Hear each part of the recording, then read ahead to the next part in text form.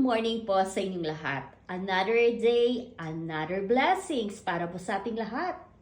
Samahan nyo kami sa aming breakfast. Ang inihanda ko po, garlicky fried rice. Alam naman ninyo na pagdating sa fried rice, talaga namang garlicky, napakadaming garlic.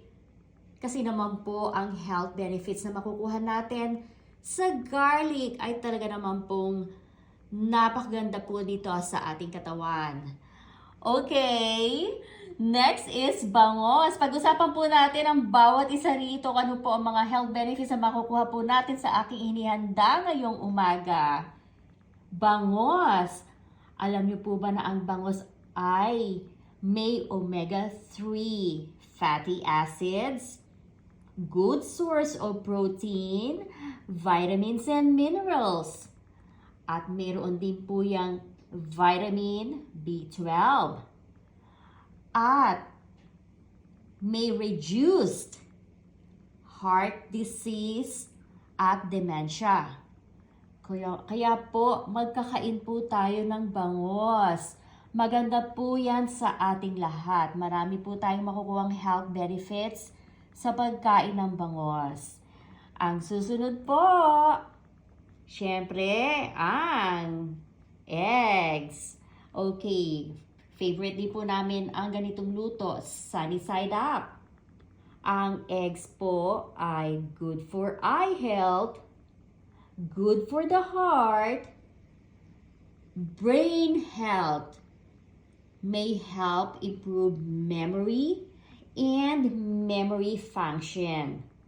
At alam niyo po ba, talaga namang napaka-importante po ang eggs na parati ko po sa inyong sinasabi sa development ng brain ng ating mga anak. Kaya araw-araw po pakainin ninyo ng eggs ang inyong mga anak ha. Lalo na po yung mga bata pa lang, ay yung mga nag-i-school na, talagang importante po yan para po sa kanilang brain function.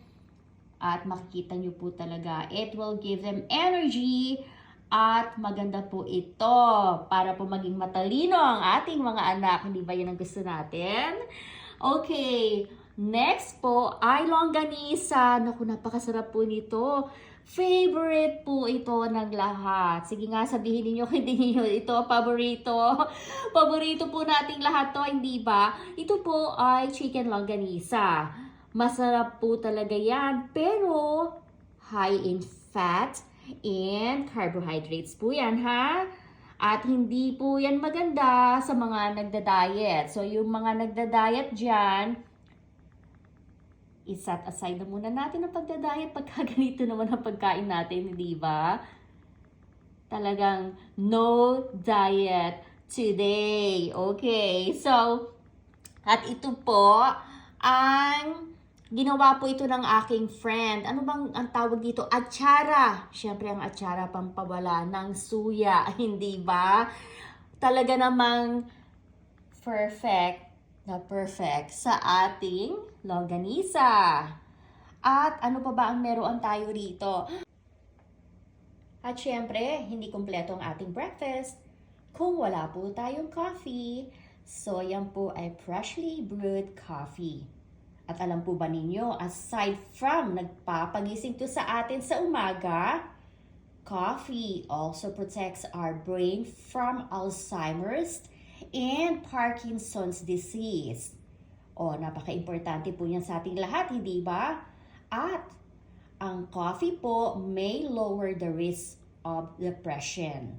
Okay, so araw-araw ugaliin natin uminom ng kape. Kahit na anong klaseng kape, yung kape po na yung brewed coffee, or yung instant coffee, or yung pong minsan, di ba, sa atin sa Pilipinas, yung may mga kape na, what do you call that? Yung pong rice na niluluto po nila tapos nilalaga. So, okay na rin po yon. Yun po ay talagang makakatulong sa paggising po sa ating lahat. And last but not the least, since wala po kami ngayong dessert. Okay, so I have this fresh carrot juice. Okay, alam niyo po ba na ang fresh carrot juice ay maganda po sa ating mga mata, sa ating heart, at sa ating mga skin. And it also help with digestion, and it's also a cancer prevention. Okay, so ayan po ang kumpletong breakfast for today.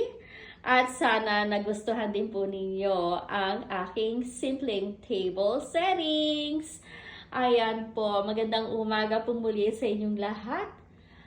At maraming salamat sa inyong panonood. So don't forget to subscribe to my YouTube channel. See you guys later. Bye!